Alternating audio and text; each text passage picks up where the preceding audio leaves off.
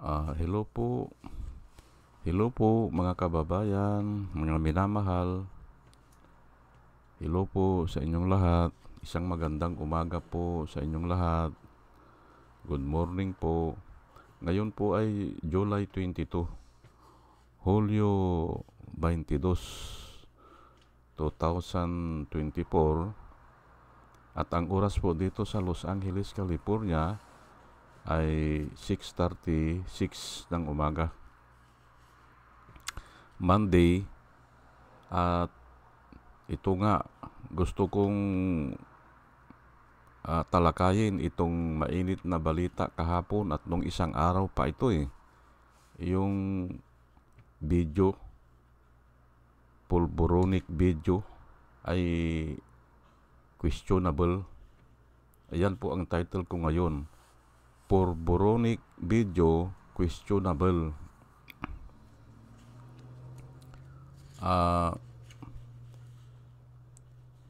Ngayon, ito ang mga reason ko bakit questionable. Ito po bakit sobrang labo, napakalabo. Opo, hindi ko alam kung kailang kinuha yan o panahon pa ng kupong-kupong yan. Malabo Pangalawa ay bakit sobrang bata ni Marcos. Parang kung siya man yan, hawig niya Kung siya man yan, parang bata pa siya. Wala pang 30 siguro o early 30s lang. Ay, kuwan na yan. Aywan ko kung edited yan o hindi ko alam pero sobrang bata. Dapat sana kumuha kayo ng video ay mga 7 years ago lang pero yan kung ipagpalagay na natin na early 30s, adi 30 years ago yan. Kasi 66 na siya yan si Marcos Halos kasing edad ko po yan ako 65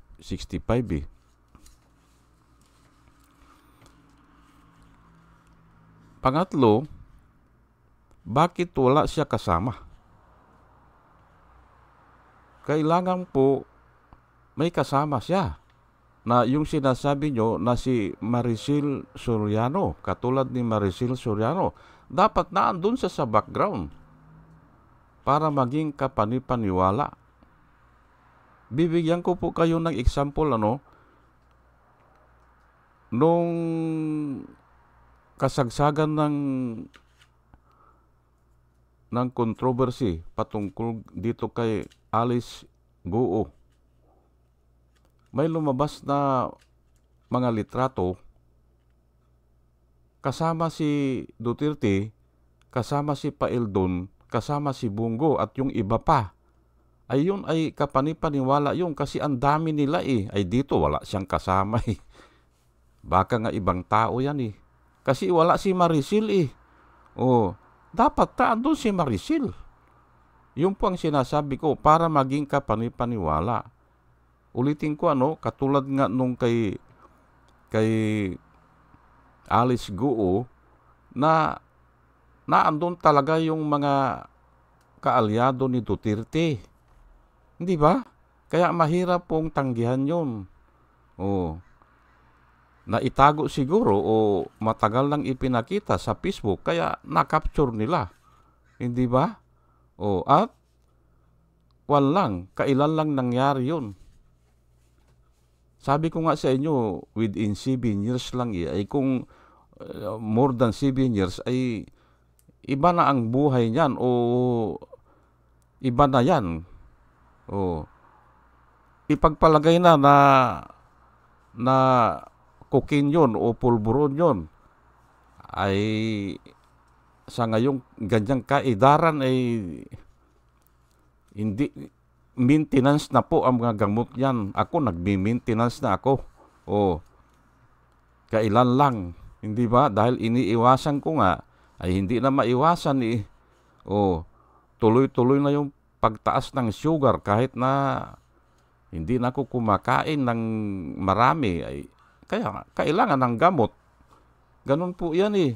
Pag may edad na, ay gamot na ang, ang iniinom yan. Pang maintenance po. High blood at saka, usually high blood at saka kwan eh. Kwan, diabetic.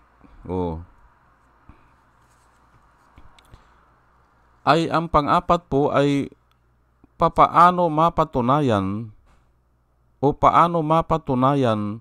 totoong pulburon yun. Hindi ba? Wala eh.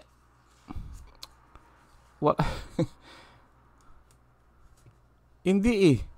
Hindi mapatunayan eh na kung pulburon yun o hindi eh. Ayan po ang tatalakayin ko Iyan po ang tatalakayin ko. Diyan ako magsisiruin diyan sa kung ano yung mga panluloko na ginagawa. Opo. At ay alam ko po yan eh kasi propaganda lang yan eh. Propaganda. Pero bago ang lahat po ay hayaan nyo muna na pasalamatan ko muna itong batch number 2 ng subscriber. Ito po sila salamat po sa inyong lahat kay Pussycat, kay Doris May, kay Antonino, kay Ronel, kay Ebe Compio, Joey Valenzuela, pangatlo, User NB, Parot, Pabs Naranja, Rombel Surger, Padua Lloyd Travier, Andre Sanario, Jonah Canao, Rosana Kawili. Salamat po sa inyong lahat. Bear Orozco, Ernie Calyago, Christine Joranas, Digna Umali, Julie Antan, Jose Labir Niabot, Andy Gimpao, User GH, RC Guillermo, Joseph Angelo, Mayra Medina, Rafael Aquilato, Mayet Hensio, Dio Yanong, Bilya Lagueño, Mr. Yang Toy, Emilita Roa, Monica Dongsao, Richard Jamora, User KK, User XQ, Nelson Nokop, Salvacion Akisar, Sinaida San Andres. Salamat po sa inyong lahat. Joey Chavez, Ramon Junior Rojas, Hael Villar, Rose Jack Normi, Arnel Araujo, Vicente Tablati, Sweet Potato, Coco Goed, Orly Nunez, Estrella Rumbano, Arian Mendoza, Nieves Olaveres, Aldrin Impalmado, Malaya Mendoza, Rolando Dordas, Mir Cabrera, Rolando Oliver Mamon ng La Paz, Iloilo, Ana Marie Aldisilmo, Eli Casli, Marias Rivera, Maru Daan at saka si Manuel Diwa. Salamat po sa inyong lahat. At ito naman po ang mga vloggers na nire-recommenda ko po sa inyo na ating panuorin at suportahan. Ito po sila, Si Michael Apasible Bulletin, Attorney Insurrecto, Bunyog Pagkakaisa, Vlogcaster Armandin, Engineer Toto Kausing, Aling Marie, Mr. Sa Totoo Lang To, Christian Isguera,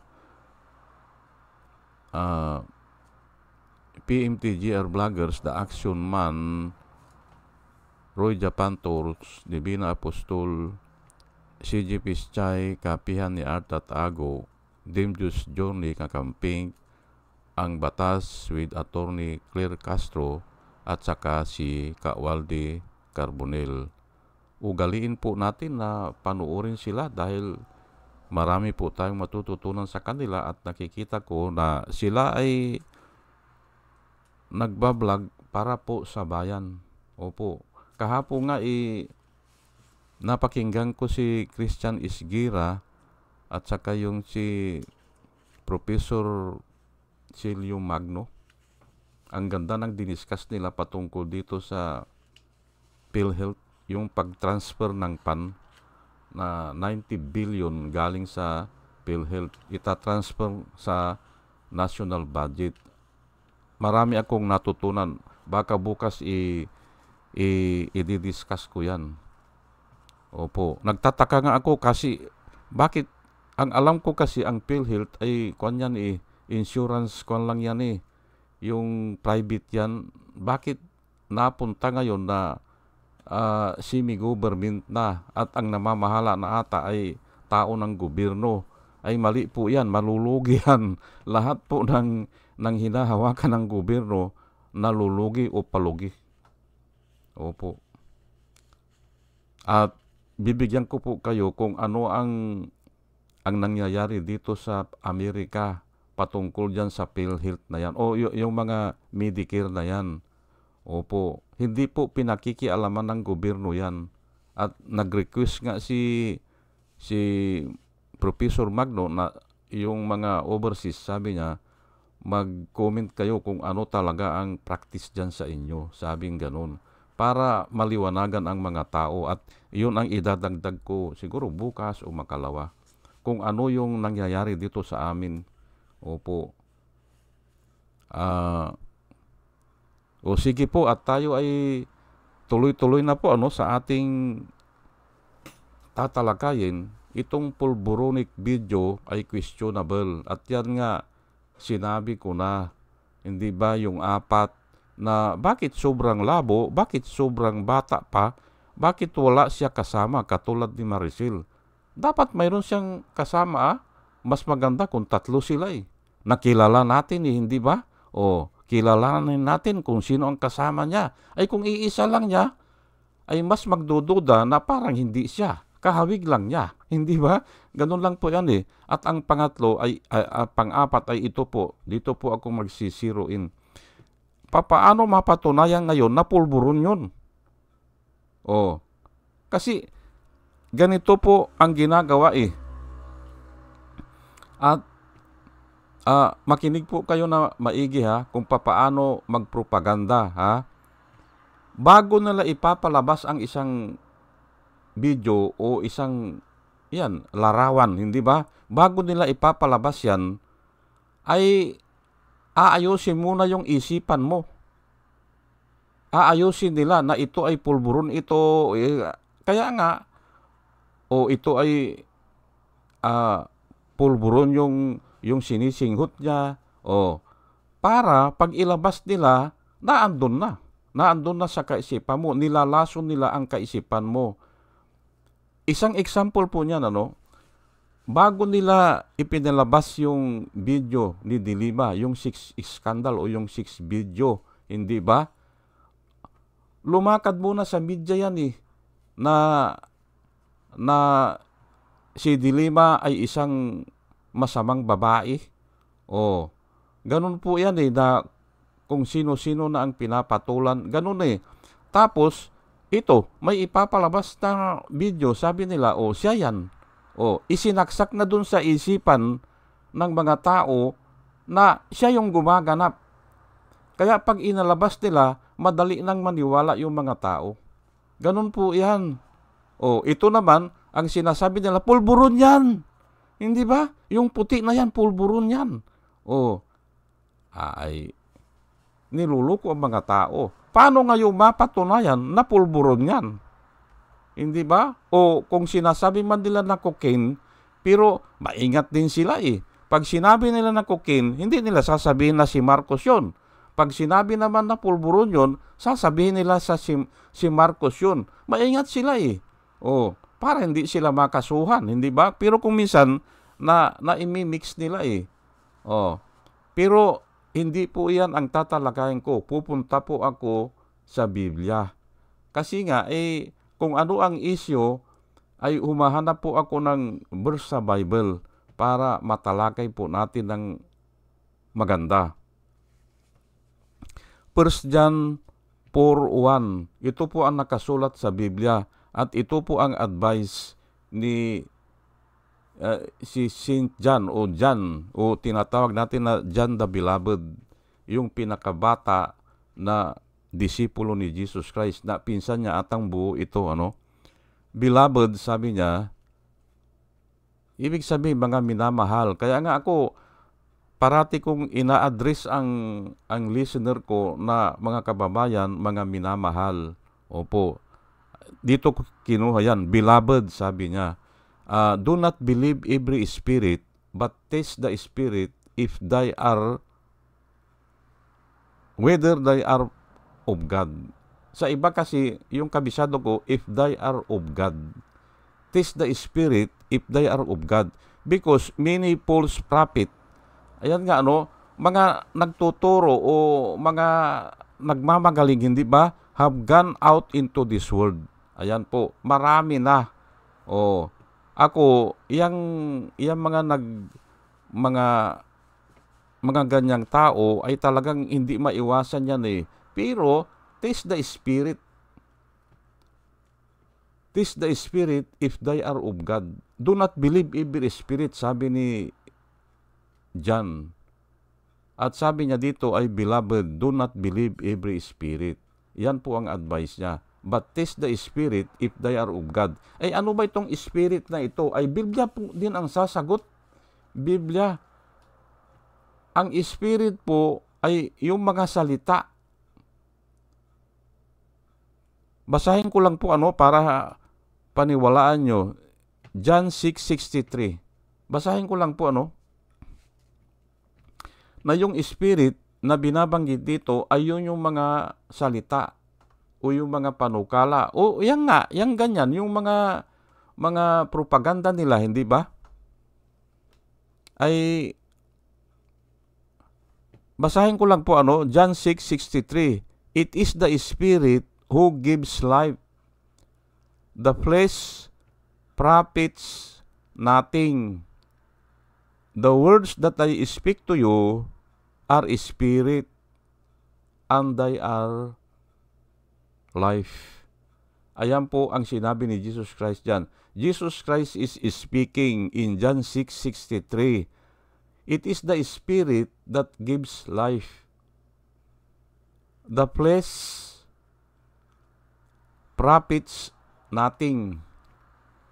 The words that I speak to you are spirit and they are life. Sa ibang version, and they have life. Pero mas kabisado ko ito, and they are life. Sila ay buhay. O sa iba, sila ay nagbibigay ng buhay. O sila ay may buhay. Ayan po, Pero ay okay lang. Basta ang gusto ko lang ipaliwanag dito, yung mga salita na binabanggit niyang mga propaganda na yan, may mga buhay yan eh. O yung mga salita po natin, may sariling buhay yan. Opo. Ay hindi mo pwedeng labanan ito kasi nga ay si Jesus Christ ang nagsalita nito eh. Yung words natin are spirit. Hindi natin nakikita yan. Naririnig lang natin. O ang espiritu hindi natin nahahawakan, hindi natin hindi natin nakikita. Pero naandyan yan. Kaya nga ang sinabi ni Jesus Christ ay yung mga words ay spirit. Okay? So balik tayo dun sa una, do not believe every spirit. Pero ngayon, pwede kong sabihin, do not believe every word, but test the word if they are of God. Ayan po Itataas ko lang po Kaya dyan sa sinasabi nila, ayan, pulburo niyan, ay bakit ko paniwalaan yan? Hindi ba? O cocaine yan, yang puti na yan, yang sinisingot na yan. Ay hindi ko paniwalaan yan. Bakit? Ay hindi naman pinatunayan eh. Hindi ba? Dapat kumuha ng sample at ipakita, ipatest. Kaya nga tayo may mga PDEA para may testing laboratory, hindi ba? Huwag kayong maniwala sa ganyan.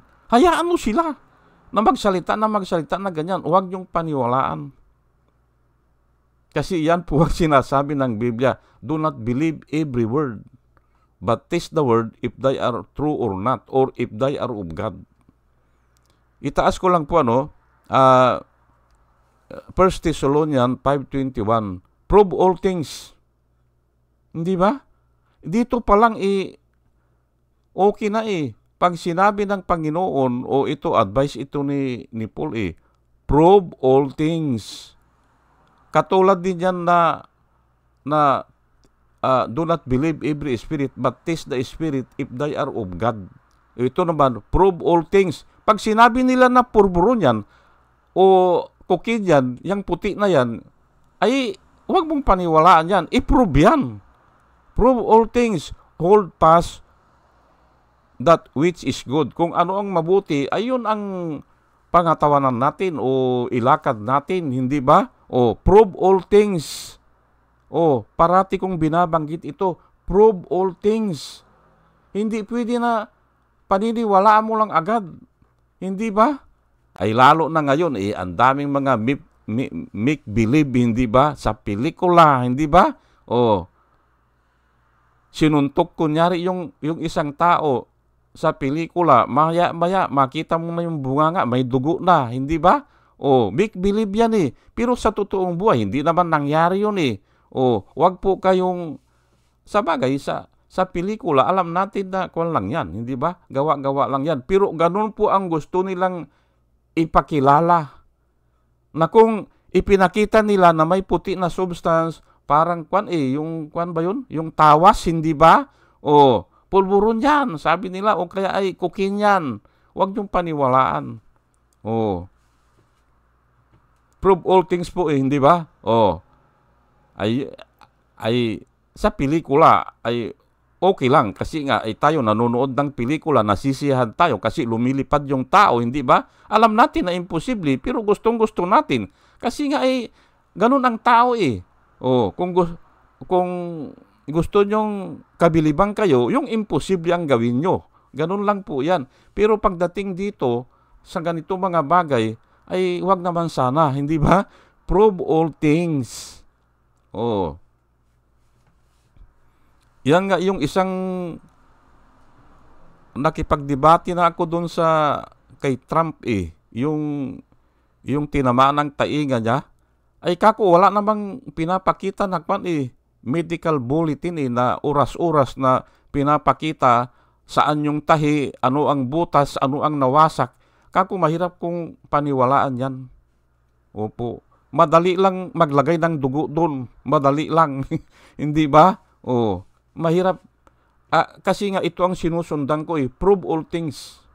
Hindi ba? Kung nagkasakit ka, ay si Biden, nagkasakit ng COVID, pinapakita nila na may medical record. Sino ang lisensyado na doktor na nagsicertify na ito na, o ito na, o ito, magaling na siya. Ganon yan. May mga bulletin. Ganon din sa tainga ni Holyfield kako nung kinagat ni Tyson yung tainga kako. Hindi natin alam yun kasi nag-aakapal lang sila naghahag sila nagpapahinga pero kinagat hindi natin alam. Pero nung nag-slow motion, hindi ba? Sa slow motion nakita talaga kinagat. Pero hindi pa rin maniwala ang mga tao kasi nga ay hindi na makita ang damage. Hindi makita kasi nga dugo ang nakikita Pero nung hinugasan po ng tubig, binuhusan ng tubig, ayun na nakita na talaga na may kagat. Hindi ba? Ganun po, prove all things. 1 Peter 3:15. Ito po ang matindi. 1 Peter 3:15. But sanctify the Lord in your hearts. Sanctify the Lord. Make ang ibig sabihin niyan ay ikuan mo. Make the Lord holy or itaas mo. And always be, ayan, nilagyan ko na lang ng highlights yan in bold letters kasi yan ang gusto kong kunin And always be, anong sinabi? Always, hindi ba? Always be ready to give defense to everyone who asks you a reason for the hope that is in you. Sa iba, the faith that is in you, o yung pinaniniwalaan mo. Always give a reason or be ready to give reason. Dito kasi, ang sinabi dito, idipinsa mo kanya yung paniniwala mo o yung faith mo o yung hope mo. Ano bang inaasahan mo? Idipinsa mo yan. Be ready. Ayan naman, hindi naman nila dinidipinsahan hindi ba? Pulburon ba yan? Ay oo, sabi nila, ay dipinsahan nila Hindi ba? Dipinsahan nila. Hindi naman nila dinidipinsahan Basta ipinakita lang nila para paniwalaan mo. Ay bakit ka maniniwala dyan? Ha? Oh. Ganun po yan. Oh.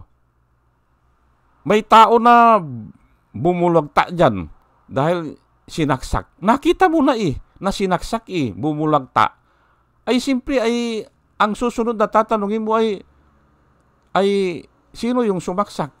Hindi ba? Oh. Pero hindi ka hihinto ron. Ang susunod ngayon kung kilala man yung sumaksak at tumakbo na, ay bakit niya sinaksak? Hindi ba? Bakit kaya niya sinaksak? Ganun po yan. Walang hinto po ang tanong.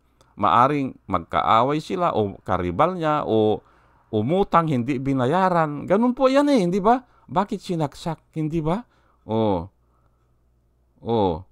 Pag mayroon po na nabuntis na dalaga sa area natin, hindi ba? Ang unang tinatanong natin ay sino ang ama? Hindi ba? Ganun po kasi nga prove all things o kaya be ready to give your defense. Ganun po yan. Ay ito naman at saka yung ginawa nila kay Dilima basta ipinakita lang yung video na hindi pala si Dilima yon. Sabi si Dilima yan, sabi nila. Ganun lang po. So pakiusap ko lang po sa inyo, huwag kayong maniwala lalo na sa ngayon. Opo, huwag kayong maniwala basta-basta. Kailangan i-examine nyo o kaya ay mayroon kayong discerning spirit o mayroon kayong intelligence gamitin nyo. Ganun po yan, at hanggang dito na lamang po, at sana ay may natutunan po tayo, dinadalahin ko po sa Panginoon na sa ating pakikinig ay may natututunan po tayo. At muli ay isang magandang umaga po sa inyong lahat, mga kababayan, mga minamahal. Magandang umaga po sa inyong lahat at salamat po sa inyong pakikinig. Salamat po ng marami. Salamat po.